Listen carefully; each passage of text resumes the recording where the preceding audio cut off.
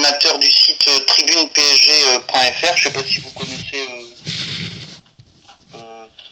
C'est un site un petit peu. Il s'appelle Florian Lavigne. Il est très très gentil. Donc, et encore merci d'avoir accepté l'invitation de Radio Haute-Ville Lumière. Donc vous êtes journaliste suédoise pour le journal Sport de Blaidet, c'est ça? Là, je vous entends plus. Vous êtes journaliste suédoise pour le journal Sport Bladet, c'est ça? Oui, c'est ça. D'accord.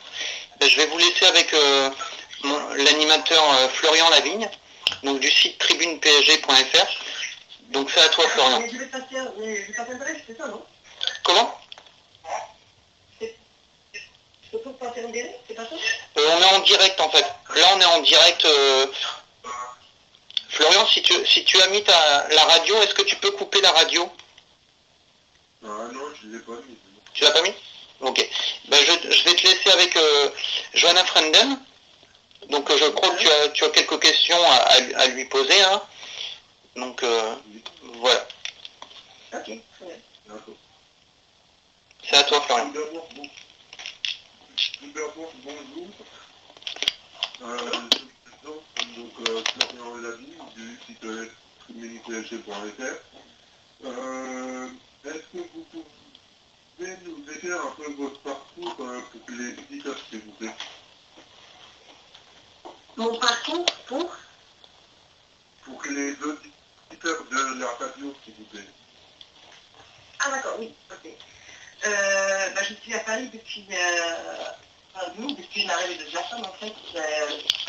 Je suis journaliste sportive à la base et je l'avais déjà suivi en Italie, après à Barcelone. Et voilà, après, on m'a proposé un poste ici, il m'a signé pour le PSG. Donc voilà. D'accord. Et est-ce que vous connaissiez un peu la ville ou le club de Paris avant votre arrivée? Très peu en fait, parce que je pense qu'en général, déjà la Ligue 1, c'est une ligue assez peu connue. Là, on commence à la découvrir, évidemment. Et donc je connaissais, j'étais jamais allé au stade par exemple. Je connaissais évidemment les grands noms du club et tout ça, mais pas plus que ça. Non, en fait, assez peu en fait. D'accord. Et dès que vous avez su que Zlatan allait signer à Paris, vous avez été surpris ou c'était déjà le club il connaît déjà de l'ampleur? Je pense qu'on était un peu surpris, nous, tout le monde qui m'a suivi depuis 10 ans à peu près, en Suède en général, les gens étaient un peu surpris parce que c'est quand même un truc qu'on savait très bien que ce club avait un gros projet et tout, mais que la Ligue 1 n'était peut-être pas la destination la plus probable, la plus, voilà, pour Zlatan.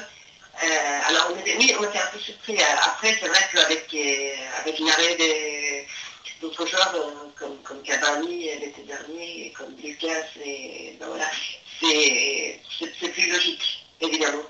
Et voilà, mais c'est vrai qu'on ne voyait peut-être pas Zlatan dans la Ligue française. Ah, d'accord.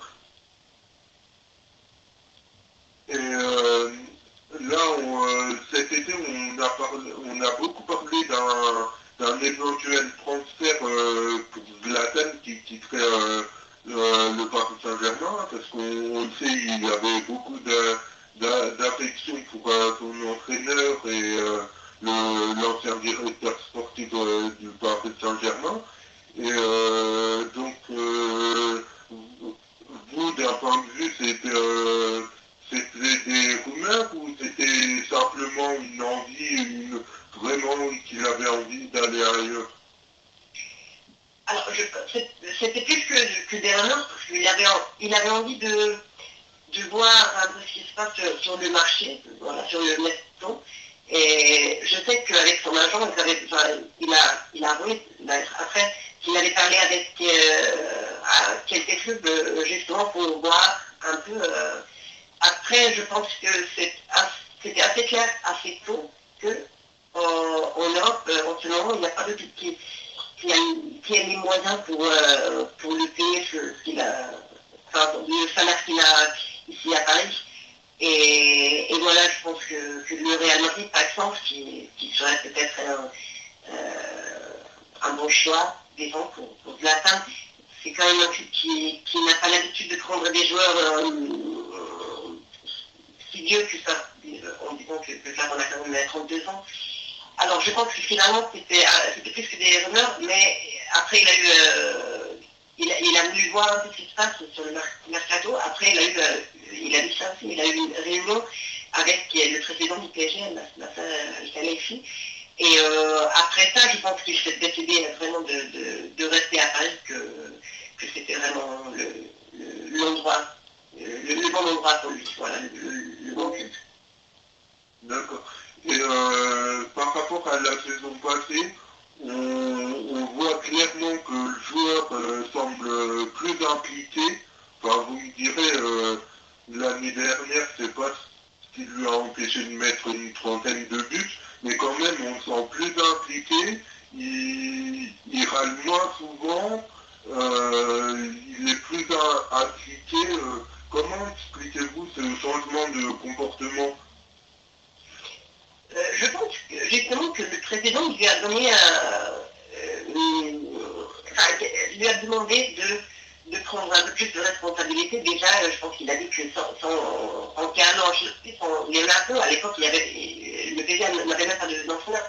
J'ai besoin de toi, Zlatan, c'est toi qui est un peu le porte-parole de ce club, donc je m'attends que justement que tu prennes des responsabilités, voilà. Et je pense que Zlatan a accepté, il a compris ça, il a accepté, il est plus mature aussi, enfin, il se sent peut-être moins, plus comme, comment dire, le père de l'équipe, donc c'est vrai qu'il râle un peu moins, mais je pense que si jamais le PSG commence à perdre dans la Ligue des Champions, parce qu'on va voir l'ancien Zlatan, on ne sait pas qu'il n'a pas changé de personnalité, mais je pense qu'il se sent un peu plus impliqué dans le club, dans ce projet, ce qui lui permet vraiment de s'investir et voilà, d'être plus responsable sur le terrain, et peut-être dans le vestiaire aussi. C'est mon interprétation pour moi. Revenons maintenant à sa signature. J'imagine qu'un joueur dont il est proche comme Maxwell, d'ailleurs je crois que c'est le parrain d'un de ses garçons, je pense que ça a dû faire vachement pencher la balance du côté du club de la capitale.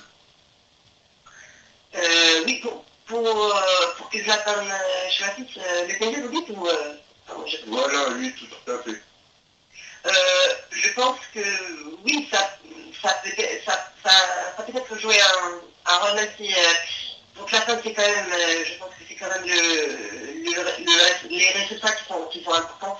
Mais bon, il dit souvent que on ne se sent pas bien à côté du terrain, on ne joue pas bien, donc évidemment c'est mieux si tu vois quelqu'un comme Maxwell, comme Thiago Silva qui le connaissait très bien avant. Oui, voilà, ça lui a peut-être fait penser encore plus à un transfert au PSG qui finalement a été le cas. C'est possible, c'est tout à fait possible. D'accord. Et comment expliquez-vous que ce joueur n'a jamais brillé sur la scène européenne en Coupe d'Europe? Pas seulement sur le plan international, mais au niveau des clubs, par exemple, il n'a jamais gagné la Ligue des Champions ni la Coupe UEFA. Oui, ça reste peut-être un mystère parce que c'est vrai que dans les 5 derniers clubs qu'il a joué, tous ces clubs avaient à un point gagné la Ligue des Champions, mais c'était pas avec Zlatan, donc c'est difficile à bien pourquoi. Pour moi, il n'y a pas exactement de réponse. Je pense que jusque maintenant, là où il était, là où il avait la meilleure possibilité de la gagner, c'était quand même à Barcelone. Et cette année-là, le Barcelone a été éliminé par l'Inter Milan, conduit par Mourinho, qui a utilisé une stratégie un peu vraiment de se défendre du centre. Et ouais, c'était un peu, comment dire, c'était pas, il manquait un peu de chance, voilà, un peu de, c'est ça. Donc après, c'est vrai que quand il était au Milan, à l'Inter, c'était quand même pas le plus haut niveau d'Europe, donc là c'était peut-être plus logique qu'il ne gagnait pas.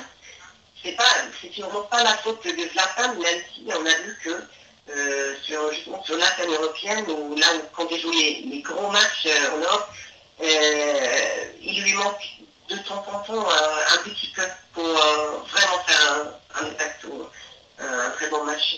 Je pense que ça peut être aussi non pas nous un problème, qu'il commence à voir ça, qu'il y a eu des problèmes justement dans le jeu européen et que peut-être ça devient une obsession. Et comme ça, on ne gagne pas la Ligue des Champions. Il serait très relâché, on équilibre et tout ça. Si on commence à trop y penser, je pense que ça risque de tout gâcher. D'accord. Et il y a une question qui revient sur tous les médias depuis une semaine. C'est la question de savoir si Zlatan mérite le ballon d'or. Qu'est-ce que vous en pensez? Non, je pense pas. Je pense pas parce que il y a quand même 2-3 joueurs qui ont gagné déjà plus cette année passée, notamment Ribéry, le Français qui a quand même gagné la Ligue des Champions. Et on a d'autres joueurs évidemment comme Léo Messi ou Ronaldo Messi qui avait gagné quand même la Liga, la Ligue en Espagne et voilà, il faut compter un peu sur il faut compter les trophées finalement. Et là, Zlatan est quand même un peu en arrière, pas beaucoup, mais je pense qu'il y a 2-3 joueurs qui sont peut-être un peu plus un peu avant, quoi, devant lui. Pour lui, c'est non plus sa faute, parce que c'est vrai qu'il joue en même temps qu'une génération très très douée de joueurs comme Messi, comme Ronaldo, et ça sera toujours très, très difficile à gagner le ballon d'or quand ces deux joueurs sont là. Voilà, c'est ça le problème. C'est pas que Zlatan ne le mérite pas ensemble, mais c'est vrai qu'il y en a d'autres qui le méritent peut-être plus. Voilà. C'est sûr. Mais moi je pense que s'il réussit à qualifier sa sélection, je pense qu'il y a réellement une carte à jouer, non? C'est important aussi de comprendre qui vote pour le ballon d'or. C'est des anciens joueurs, enfin c'est des joueurs, des capitaines, des sélectionneurs, des journalistes. Est-ce que ça va changer l'image ou l'idée de Zlatan s'il ne mérite pas? Peut-être. Mais je pense que les joueurs surtout, peut-être pour d'autres joueurs qui connaissent bien, qui ont joué contre, par exemple, et voilà, donc oui, ça pourrait théoriquement changer un peu le vote, mais ça arrive peut-être un peu trop tard dans l'année, quoi. Et ça serait pour nous, les Suédois, évidemment, une joie énorme et tout. Est-ce que ça va changer le fait que Zlatan gagne le ballon d'or? Ça, je ne sais pas. Hein. Peut-être. D'accord. Et au niveau de la Suède, j'imagine que Zlatan c'est un dieu, comme pour la France qui a annulé Zinedine Zidane, ou c'est moins important ou c'est plus important, sachant qu'à ma connaissance en Suède, il n'y a vraiment pas eu tant de joueurs qui ont flambé plus que ça, à part qu'en France, il y a, outre Zidane, il y a eu Cantona, il y a eu Platini, il y a eu Just Fontaine. Non, mais vous avez raison, tout à fait. Hein. Alors, c'est pas qu'on n'a pas eu de grands joueurs, on a eu quand même Henrik Larsson qui a gagné pas le ballon d'or, mais la ceinture d'or, ou la boîte d'or. Bon. Et on a eu d'autres aussi, Fredrik Ljungberg, il est à 5-10 ans. Mais c'est vrai que Zlatan, c'est autre chose. Il est très, très, très adoré dans le foot, mais en même temps, c'est comme vous dites justement Zidane, il n'a pas du tout la même image en fait que Zidane en France, parce que Zlatan, c'est quelqu'un qui parle beaucoup, qui a toujours eu pas mal de conflits avec des entraîneurs ou des coéquipiers, ou beaucoup de controverses, de polémiques, voilà, dans sa carrière. Donc, même si en fait la plupart, enfin, la majorité de la nôtre, évidemment, il y a aussi ceux qui pensent que il est un peu qu'il a été un peu maladroit dans le média, dans les rapports avec les autres joueurs, avec des entraîneurs, voilà. Il est adoré, mais il est aussi de temps en temps mis en question pour son comportement, en fait. Là, c'est vrai que pour l'équipe de Suède, depuis 2-3 ans, enfin depuis toujours, il est très important pour notre équipe nationale, mais depuis 2-3 ans, c'est le seul joueur à pouvoir faire la différence. Il n'y a que Zlatan qui peut vraiment gagner un match pour la Suède. Quand il ne joue pas bien, on ne gagne pas. Ce qui n'était pas le cas il y a 5 ans, par exemple. Donc c'est vrai que pour les barrages contre le Portugal et tout ça, on parle de Zlatan et Zlatan. C'est ça, quoi. Donc oui, c'est un dieu en fait. Là, ça fait quand même longtemps qu'il n'habite plus en fait, mais c'est peut-être le Suédois le plus suivi dans les médias suédois. Ouais, je pense. À juste titre, je pense. Pardon? À juste titre, je pense. Ouais, voilà, c'est ça. Non, mais oui, il le mérite. Hein. Oui. Sans doute. Vous avez suivi son début de carrière ou pas? Non, je n'ai pas suivi, enfin, autant de supporters, mais je n'étais pas encore journaliste à l'époque, donc quand il a débuté à Malmö après, avec ce transfert de record à l'Ajax, je l'ai vu comme tout le monde, mais à l'époque je ne travaillais pas dans le journalisme, donc moi j'ai commencé quand il avait 25, 26 ans, et depuis je l'ai suivi d'assez près. Donc 25 ans, il était à la Juve, si mes souvenirs sont bons, non? 23 ans, il était à la Juventus. Il avait déjà, je pense, où il était en train de quitter l'Ajax. Bon, ah oui, non, il était déjà allé en Italie, c'est rien. Et voilà, c'est un peu là où tout a commencé. Même si dans les Pays-Bas, il était aussi apprécié et tout. C'est quand même à partir de son début dans la Serie A où il a été vraiment un gros joueur, quoi, au niveau européen, mondial. Justement, son départ a un peu précipité de la Juventus. Ne serait-ce pas là son début de rapport tumultueux avec les différents médias?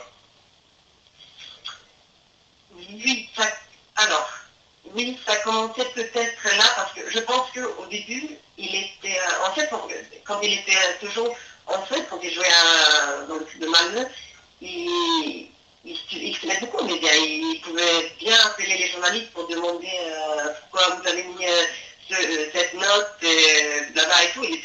Il aimait bien communiquer avec les journalistes à l'époque. Après, c'est vrai qu'avec beaucoup de pression, avec aussi quelques incidents ont fait que il est resté un peu plus, comment dire, réservé, voire même un peu hostile de temps en temps envers les médias. Il y a énormément de pression médiatique, donc je peux comprendre ça aussi.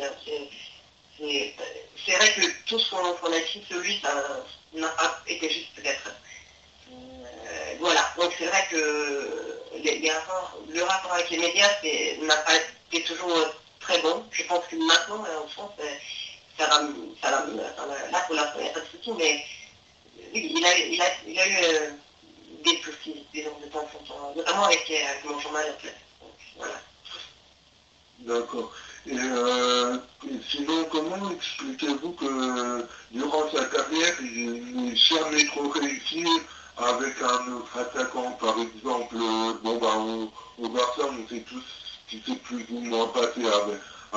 Messi et Guardiola. Au Milan AC, il a rarement réussi avec que ça soit Cassano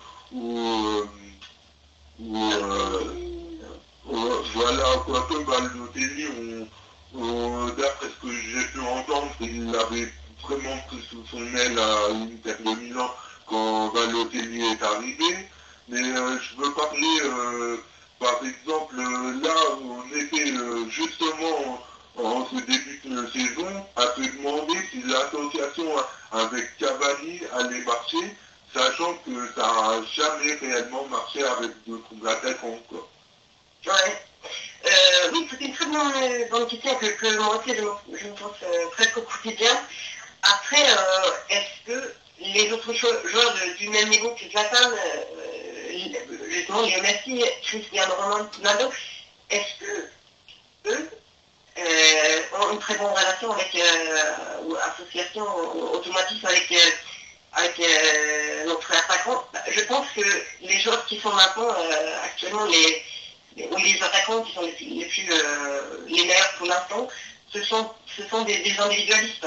Zlatan, même s'il aime bien, là, il travaille pour l'équipe et tout, mais il a un énorme ego et il est un individualiste, même s'il fait grandir peut-être l'équipe, il veut être il aime bien jouer le rôle principal, c'est important. Léo Messi pareil, Ronaldo aussi. Donc voilà, de ce point de vue, c'est vrai qu'il aura peut-être du mal à trouver une situation parfaite avec Edinson Cavani. Déjà, on a vu que Cavani n'est pas très content de jouer à côté, et lui aussi, il veut jouer centralement. Donc oui, je ne sais pas si... en fait, je ne sais pas si ça va... Je pense que ça va marcher, tout à fait, mais est-ce que ça va faire rêver ces deux joueurs ensemble, ces deux attaquants ensemble? Je ne suis pas sûre, pas du tout. Bah, pour l'instant, ça a l'air de tout fonctionner. Mais bon, la question, c'est jusqu'à quand, quoi. Oui, bah, ça fonctionne, mais c'est aussi parce que là, hier, par exemple, ça n'a pas joué. Avant ça, ils ont joué un premier mi-temps, après l'autre deuxième mi-temps. Donc, on a peut-être pas vu, à mon avis, Edinson Cavani a fait ses meilleurs matchs, a joué ses meilleurs matchs avec le PSG quand il a pris la position de Cristiano Ronaldo de la fin. Mais bon, peut-être qu'il s'adapte à jouer un peu à côté, mais pour l'instant, je me pose toujours la question. Hein. Il va falloir un peu de temps pour vraiment voir si ça marche bien ou si ça marche énormément bien. C'est ça la question. Je pense que ce sont deux joueurs de très haut niveau, donc ça va marcher sans doute, mais est-ce que ça va marcher très très bien? C'est ça la question. Mais justement, est-ce que ça ne dérange pas que le sélectionneur suédois, que Paris joue en pointe et que dans sa sélection, il joue vraiment meneur de jeu numéro 10? Je ne sais pas si ça embête vraiment le sélectionneur. Je sais qu'au début, j'attends jouer un peu plus à haut, devant, voilà, même en fait. Alors, et après, il y a un an, peut-être il a changé, peut-être un peu plus, 2 ans peut-être, il a changé, il lui a demandé justement de prendre un pas en arrière pour être plutôt meneur de jeu et tout. Et je pense que Zlatan, c'est quelqu'un qui peut très bien jouer les deux, dans les deux positions sans que, pour lui, ça ne change pas grand-chose, parce que jouer avec l'équipe, c'est tellement différent, les coéquipiers sont tellement différents, c'est pas du tout le même niveau, que vu que tout ça change quand il rentre en scène pour jouer avec l'équipe de Suède, je ne pense pas que ça embêterait de la fin de changer de position. Je pense qu'il en est très conscient et il faut se sacrifier un peu pour son pays, voilà. Et là, avec 32 ans, il a tellement d'expérience qu'il sait comment faire les deux choses, hein, jouer dans les deux positions sans problème. C'est mon impression. Il s'est jamais plaint de ça, et le sélectionneur non plus. Je pense qu'il sait que Zlatan, il peut jouer là où il demande, là où il veut jouer Zlatan. D'accord. Est-ce que vous suivez un peu le football féminin? Oui, de temps en temps, oui, ça m'arrive.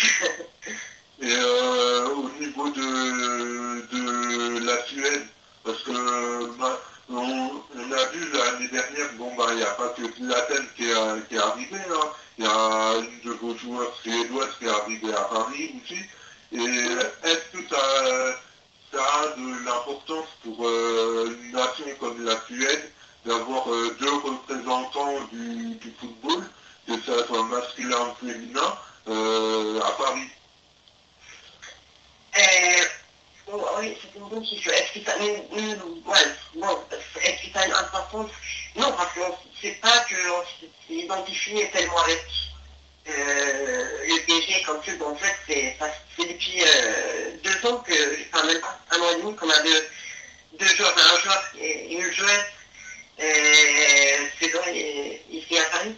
Par contre, c'est vrai que je dirais plutôt que Lotta Collin, qui joue à Lyon, et qui est à Lyon depuis 4, 5, 6 saisons. Et ça, pour les Suédois qui aiment le foot féminin, c'est peut-être plus important parce que c'est un club qui a eu énormément de succès, qui joue chaque année la finale de la Ligue des Champions. Et c'est vraiment 2 fois, c'est juste l'année dernière que l'on parle. Et après, c'est elle aussi qui est la grande star du foot féminin en Suède dans la sélection suédoise. Donc, je pense que ça fait plaisir de savoir que les joueuses suédoises ont beaucoup de succès à l'étranger. Mais bon, si c'est à Paris ou à Lyon ou en Allemagne, c'est pas très important pour les Suédois. D'accord. Mais tout à l'heure, vous m'avez dit qu'en Suède, la Ligue 1 n'était pas du tout suivie. Or, on se souvient que ça soit à Rennes ou à Lyon, il y avait un de vos joueurs, Tim Kallström, qui a joué. Mais maintenant, il ne suivait pas. Alors, à l'époque de Kim à l'OL, on le suivait surtout dans la Ligue des Champions, où Lyon jouait presque toutes les saisons. Et à la télé, alors parce que c'est peut-être d'abord une question de droit de télé, et là maintenant la Ligue 1 est transmise dans une grosse chaîne suédoise que presque tout le monde peut regarder, alors qu'avant c'était un peu caché, c'était pas du tout, de temps en temps c'était même pas en direct, vous voyez, c'était on pouvait voir les matchs en pleine nuit, et voilà, donc c'était moins suivi à cause de ça aussi. Après, Kallström, c'est aussi un joueur qu'on aime bien en Suède. C'est pas le même, c'est pas du tout le même personnage que Zlatan. Il n'est pas aussi bon que Zlatan, et il est un des joueurs suédois à l'étranger, mais il n'est pas plus intéressant pour nous que ceux qui jouent dans la Ligue russe ou quoi que ce soit. Alors c'est vraiment avec Zlatan que quand il change de championnat, justement, de pays, ça change vraiment les habitudes de regarder la télé, photo à la télé pour les Suédois. Il y a beaucoup de chiffres qui montrent que là où il va, le nombre de spectateurs de cette ligue, la Ligue, augmente énormément avec son arrivée, et baisse également énormément quand il descendra. Même la Liga espagnole, il a joué là-bas une saison, et même si déjà le Barça est assez suivi, mais le Real Madrid aussi évidemment, c'est beaucoup moins suivi après que Zlatan parte. Voilà. D'accord. Moi, je me souviens, outre les Larsson, Ljungberg, qui étaient des monstres, il y a Zlatan, il y avait Kim Kallström, il y a aussi Elmander qui est passé du côté de Toulouse. Enfin, moi personnellement, j'ai vraiment bien aimé son passage en Ligue 1, un joueur qui est à l'Agnac, la Grinta, qui court partout. Bon, bah, pour caricaturiser tout ça, on aurait vraiment dit un Sud-Américain, style argentin. Et au niveau de la Suède, quelle image il en sort, Johan Elmander? Alors, il a quelle image? Comme vous dites, il est vu comme quelqu'un qui travaille toujours très dur, qui se sacrifie pour son équipe, pour l'équipe de Suède notamment. Et c'est lui qui, depuis des années, est toujours le partenaire en attaque avec Zlatan.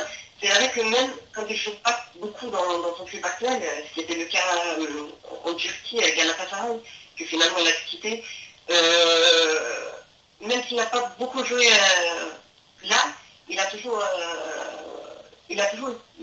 bien joué avec la Suède. Je pense que c'est un joueur assez complémentaire à Zlatan parce qu'il ne demande pas du tout la même attention, il sait très bien qui est la grande star, mais il s'y met, il travaille beaucoup, il court énormément et Javan l'aime bien aussi, il aime bien jouer avec Lionel Mandanda, donc voilà, c'est peut-être dans ce sens, c'est peut-être un joueur aussi important que Zlatan parce qu'il faut quand même que quelqu'un court, donne le ballon à Zlatan et ouvre des espaces pour Zlatan, voilà. Et je pense que Lionel Mandanda, c'est le joueur parfait, c'était le garçon parfait pour faire ça. Il ne demande pas du tout d'être Zlatan, voilà, si vous comprenez. Oui, très bien. Et maintenant, revenons un peu au Paris Saint-Germain. L'année dernière, à l'arrivée de Zlatan, j'avais vu une interview de Blaise Matuidi qui disait qu'il avait beaucoup appris de ce joueur, qu'en quelque sorte, que Zlatan l'avait galvanisé, qu'il avait pris de l'ampleur, qu'il n'aurait jamais, qu'il n'aurait sans doute jamais fait la saison qu'il a fait sans Zlatan. Et vous, quel retour vous avez du joueur caractériel, du galvaniseur qui peut être Zlatan, justement? Oui, qui peut être Zlatan. Sur le terrain, vous dites, ou à côté Comment? Ah bah c'est sur le terrain et en dehors. Ouais. Je pense que c'est quelqu'un qui demande beaucoup de ses coéquipiers. C'est pour ça que voilà, qu'il a eu de temps en temps, il a un peu râlé, comme on a vu notamment la saison dernière, et qui demande beaucoup de son environnement, son entourage en général, ses coéquipiers, son équipe, son club, là où il joue. Mais c'est aussi quelqu'un qui prend, je pense qu'il prend soin, oui, voilà, des jeunes joueurs, par exemple, on a vu ça dans l'équipe de Suède, notamment, que c'est parce que déjà, la nouvelle génération des internationaux suédois, ils sont tous grandis avec Zlatan comme leur idole, voilà. Et Zlatan, je pense qu'il gère ça, il le fait très bien, il le gère très bien dans l'équipe de Suède, au moins, il parle très bien des jeunes, il ne râle pas contre eux, par exemple. Voilà, mais c'est clair que c'est un personnage très complexe, assez compliqué, je pense, parce qu'il demande beaucoup de tout le monde. Il a énormément de caractère. S'il n'est pas de bonne humeur, je sais pas, ça doit pas être marrant d'être son coéquipier, quoi. Enfin, si tu rates un pass ou voilà, une occasion de but, c'est pas de la peine qui vient te soulager, je pense. Te dire que ça, oui, mais c'est ok, c'est pas grave, non. C'est quelqu'un qui demande beaucoup et qui accepte pas la médiocrité, enfin, qui accepte pas que les autres, au moins qu'ils ne fassent pas leur meilleur. Voilà. Qu'ils font leur mieux, bah tant pis, tu verras, ça arrive. Mais je pense qu'il est quand même question qu'il est énormément exigeant avec les autres. C'est ça son trait du personnage le plus